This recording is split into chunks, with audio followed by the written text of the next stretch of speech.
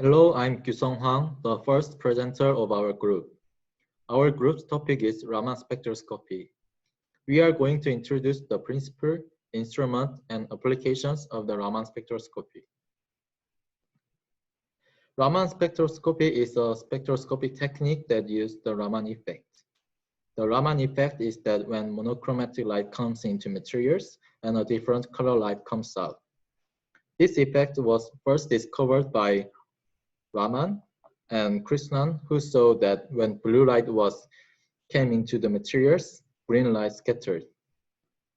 In Raman spectroscopy, we measure the energy being exchanged using this Raman effect, and consequently, we can analyze the molecular structure. Then let's study more in details. When the light passes through the medium, three kinds of light are scattered. When the light of energy is conserved, this is called real light scattering. When the light of energy is not conserved, this is called Raman scattering. From Raman scattering, there are two kinds of Raman scattering. When the molecules are in ground state, the scattered light of energy is decreased and molecular energy is increased. This is called stroke Raman scattering. On the other hand, the molecules are in excited state, the light of energy is increased and molecular energy is decreased. This is called anti-stroke scattering. But at room temperature, the number of molecules at the ground state are greater than at the excited state. Therefore, Raman-Stokes scattering light happens more frequently. The intensity of Raman-Stokes scattering light peak in spectrum is greater than that of anti-Stokes scattering. So we normally use Stokes-Raman scattering to analyze in the Raman spectroscopy. Then you obtain the Raman spectrum of your samples. You should check the four parameters, which are intensity, band peak shift, band position, and full width at half maximum. Using this information, you can analyze the sample's characteristic. Then you may have a question. When does the Raman scattering occur? This is related to the polarizability. Polarizability measures the degree of distortion on the electron cloud. When the light came into the materials, molecules vibrate and the induced dipole is formed relative to the polarizability by this equation. The induced dipole emits or scatters light, then Raman scattering will occur. Therefore, the equation for Raman active selection rule is expressed to d alpha over dq equals non-zero. This equation means that Raman scattering only happens when a molecule's polarizability is changed. Then let's check what methods can be analyzed by the Raman spectroscopy.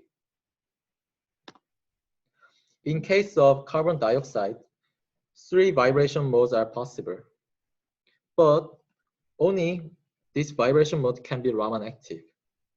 In case of nitrogen molecules, it is always Raman active. In case of water molecules, it is also only one vibration mode can be analyzed by the Raman spectroscopy. Then, is it good to analyze the molecules like carbon dioxide and water molecules? Or what can be used to analyze the Raman inactive materials? You can use FTIR. FTIR also uses the molecular energy, but FTIR analyzes the molecules by using the dipole moment. So FTIR and Raman are used complementarily.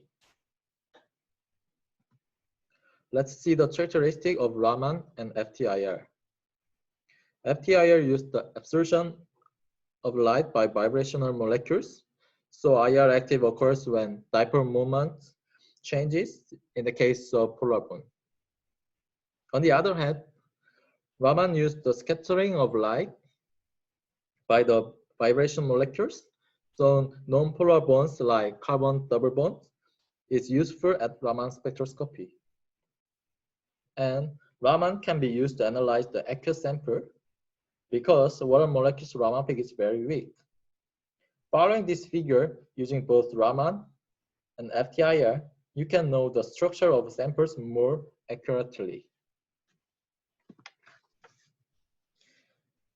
Then let's see the structure of Raman spectroscopy. It is composed of laser, filter, grating, and detector. The procedure of Raman is as follows. First, the laser comes into the sample and remove the ray light scattering light by filter, and the light is separated by grating. Finally, the charged copper device detector sends the light. In Raman spectroscopy, there are three kinds of laser source. Among them, 785 nanometer is normally used. But according to the sample's degree of fluorescence, you can use 532 nanometer or 1064 nanometer. When you use 532 nanometer laser, the intensity of peak is high, but frequency of fluorescence is also high. While you use 1064 nanometer laser, the frequency of fluorescence is low, but the intensity of peak is also low. Additionally, if you use the 1064 nanometer laser, you have to use the indium gallium arsenide detector because silicon detector cannot detect the 1064 nanometer wavelengths. Lastly, let's see the strengths of Raman spectroscopy and limitations of Raman spectroscopy. Raman spectroscopy's strength is non-destructive and quick technique. Also, it can analyze samples in water, but it cannot be used for metals or alloys, and fluorescence can hinder the peak of spectrum. So please consider these things. According to the statistics, the Raman spectroscopy is used in analyzing the material characterization and biological and medical application mostly. So next, Ji-Yong Park and Sung-Kwon Han will explain the real application of Raman spectroscopy in the material and biological and medical field. Let's talk about application for material characterization. Let's describe an example of use of Raman spectroscopy in the analysis of carbon material, one of the most used fields of Raman spectroscopy. The figure shown on the screen is the Raman spectra for carbon nanotubes as called as CNTs. The four peaks shown in this Raman spectra are peaks of primary interest in carbon material analysis. Its analysis of carbon material has different peaks of interest. Among them, the G peak and D peak are peaks for the crystallinity of carbon material and are of common interest in carbon material. And the IBM peaks is used only for CNT analysis, and the 2D peak is mainly used for graphene analysis. The IBM peak and 2D peak will be described in detail later, and first, the G peak and D peak will be described. The G peak is a peak caused by sp2 bonds between carbon atoms. Carbon allotropies such as pure graphite, graphene, and CNT are structurally composed of sp2 bonds, and since it is the peak generated by graphite structure, the graphite peak is reduced and named as the G peak. On the other hand, the D peak is a peak for the sp3 bond of carbon atoms.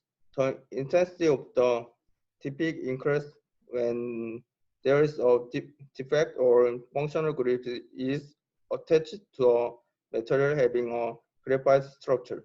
So the D peak is considered the defect peak.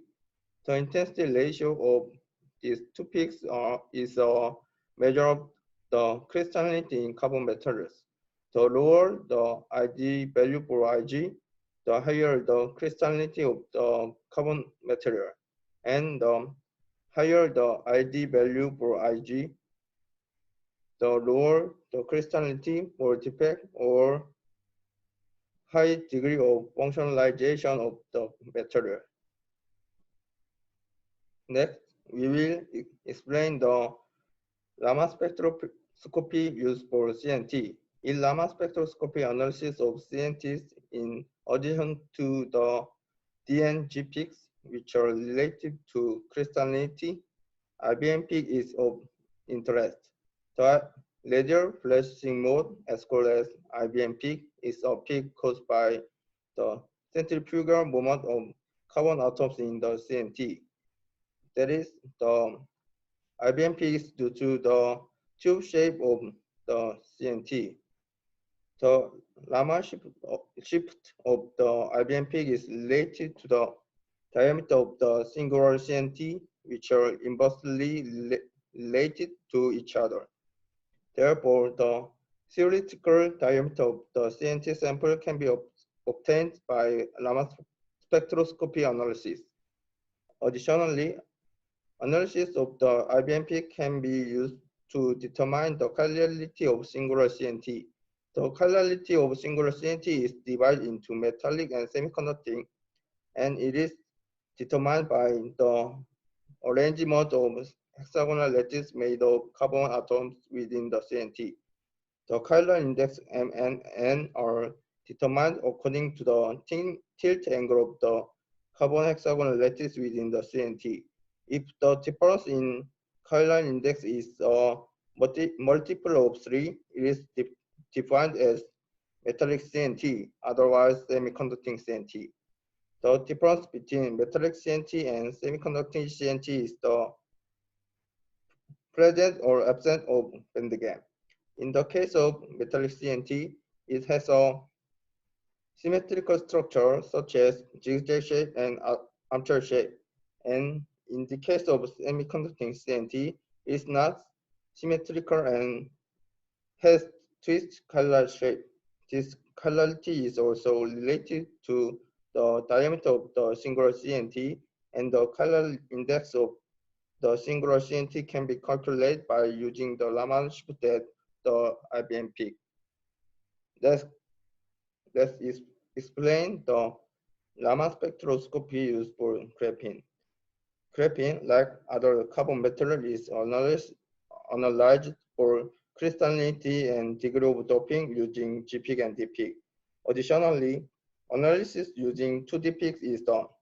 The 2D peak is the peak that occurs when the energy scattering that caused the D peak occurs twice, and is found that Raman shift equal to twice the D peak.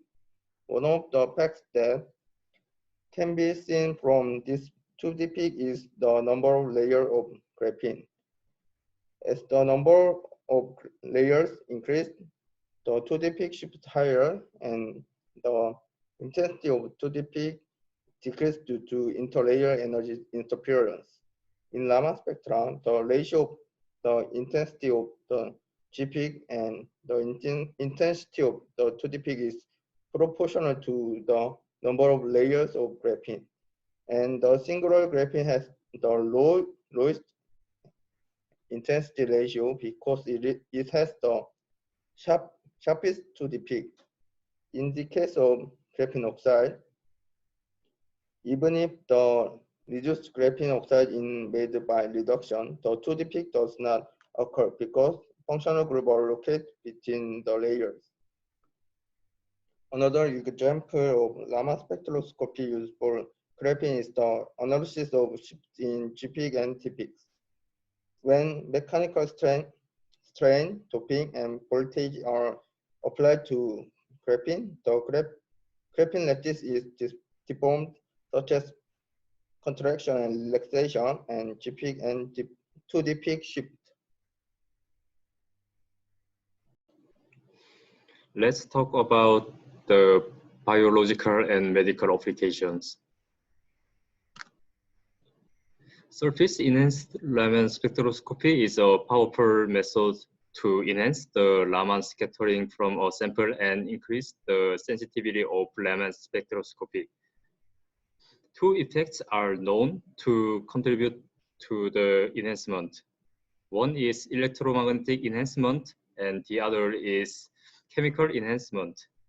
During electromagnetic enhancement, plasmon oscillations perpendicular to the metal surface cause enhancement twice. First, of the incident light, and second, of the Raman scattered light. SERS substrates can be designed to optimize the localized surface plasmons, and the areas these occur at are typically referred to as hotspots. Chemical enhancement is caused by inter- and intramolecular charge transfers, and as such, the enhancement is greatest of molecules which are adsorbed to the metal surface. The enhancement factor for the electromagnetic contribution is on the order of 10,000s, and for the chemical enhancement, it is 100. So total enhancement is 10 to the 6-fold intensity enhancement of SERS over normal Raman scatterings. SERS is useful for the biomedical research because of advantages like high sensitivity, non-destructiveness, real-time, and in-situ remote sensing. To realize the SERS, arrangements of nanoparticles are needed. These days, SERS substrate materials range from noble metal nanoparticles like gold and silver to 2D inorganic materials such as graphene, transition metal chalcogenide, and boron nitride. For practical application of SERS, many requirements are needed, like high density packing of nanoparticles, arrangements for repeating signal levels, and durability of structures. There are many the main technologies to fabricate large-scale SERS substrates, like self-assembly method, template method, and e-beam lithography. Here is one example of SERS application to biomedical research. Cyanoacrylate is mainly used for tissue adhesive because of its better cosmetic outcomes, effective operative times, and rapid wound closure. But it forms cyanoacetate and formaldehyde during hydrolysis, and they are the source of toxicity. So it is needed to evaluate toxicity for medical use. SERS can be used for quantitative and rapid evaluation. Cell with dermabond, kind of tissue adhesive, showed lower Raman intensity than normal cell. In other words, the degree of toxicity can be known by the decrease in Raman intensity. Other biomedical application of SERS is in vivo SERS imaging.